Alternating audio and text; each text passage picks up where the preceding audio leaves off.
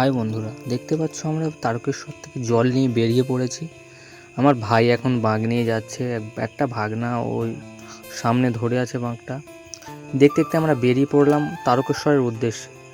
রাস্তার মধ্যে প্রথম দিকটা অনেক ছোটাছুটি করে আমরা পৌঁছে যাচ্ছিলাম। দেখতে দেখতে অনেকটাই দূরে চলে এলাম।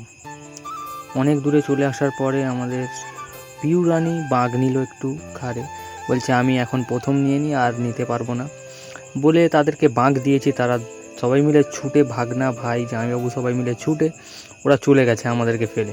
এবার আমরা অনেকটাই পিছনে পড়ে গেছি, দেখতে পাচ্ছ পিছনে পড়ে গেছি আমরা 3-4 জন, ওই মেয়ে 3টে আর আমরা 2জন, আমি আর একটা ভাগ। শ্রাবণের 3 নম্বর সোমবার এতটাই ভিড় হয়েছিল যে আমরা ডাকাতকালিতে আর ঢুকতে পারিনি, ওই জন্য কাশী বিশ্বনাথে এসে চলে এসেছি। দেখতে পাচ্ছ দেখতে দেখতে হয়ে গেল ভোরবেলা। সবাই ঘুমিয়ে পড়েছে, আমি একাই জেগে বসে আছি। দেখতে পাচ্ছ ওদেরকে পাহারা দিচ্ছি বসে বসে।